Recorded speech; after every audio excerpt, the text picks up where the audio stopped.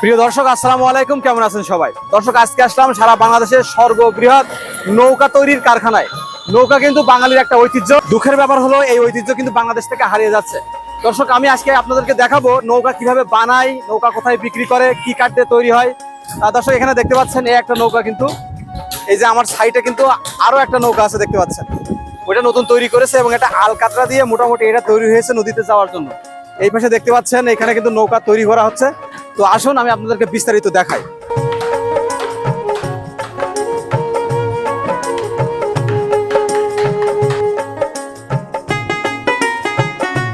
এই গ্রামের মানুষ বহু বছর ধরে নৌকা তৈরি করে আসছে, ধরে রেখেছেন আবহমান গ্রাম বাংলার ঐতিহ্য। কারিগরদের টুকটাক কাজের শব্দ জানান দেয় এটি আসলেই নৌকা তৈরির গ্রাম। কড়ই, রেন্টি, জামরুল, মেহগনি কাঠ দিয়ে নৌকা তৈরি হয় মূলত। কাঠ জোর দেওয়ার সময় ব্যবহার করা হয় জলি, যেটাকে পেরেক বলা হয়। এগুলোর উপর নির্ভর করে নৌকা কত বছর টেকসই হবে, আর এই জলি মারতে হয় নিখুঁতভাবে, যেন ভিতরে পানি প্রবেশ না করে। টুল দিয়ে কিন্তু এগুলো মানে সাইজ করতেছে আর কি। এই পাশে একজন কাঠ সাইজ করতেছে। এই ছেলেটা কিন্তু 3 বছর যাবত কাজ করে এখানে। খুবই ভালো লাগলো এখানে কাজ দেখে। এই দেখেন এখানে কিন্তু কাজ করতেছে, সব বয়সের মানুষজন কাজ করে এখানে।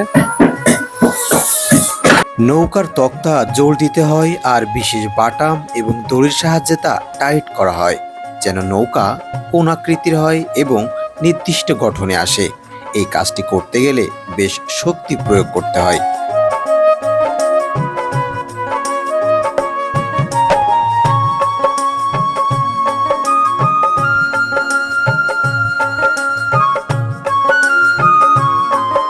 আষাঢ়, শ্রাবণ, ভাদ্র এই 3 মাস নৌকার চাহিদা বেশি থাকে। কারিগরদের হাতও চলে অবিরাম। এই কাজে একজন দৈনিক 1000 থেকে 1200 টাকা পারিশ্রমিক পায়। একটি নৌকা 10 থেকে 12 জন হাত দিলে একদিনেই তা তৈরি করা সম্ভব। বাঙালির এই হারিয়ে যাওয়া ঐতিহ্য এখানকার মানুষ কিন্তু ধরে রেখেছে, দেখে খুবই ভালো লাগছে। আর একটা নৌকা তৈরি করতে কিন্তু তাদের প্রচুর সময় লেগে যায়। এখানে বিভিন্ন বয়সী পোলাপান আছে। এই যে এখানে একটু ছোট, এখানে ছেলেটাও কাজ করতেছে।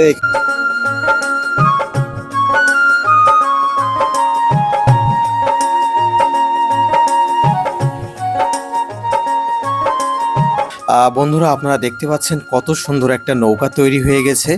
আর এই নৌকা তৈরি করতে গেলে কিন্তু অনেক পারিশ্রমিক দেওয়া লেগেছে।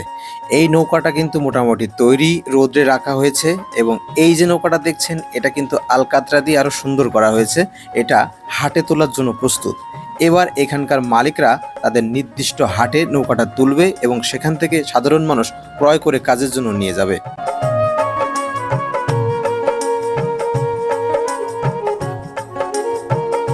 বাংলাদেশ নদীমাতৃক দেশ।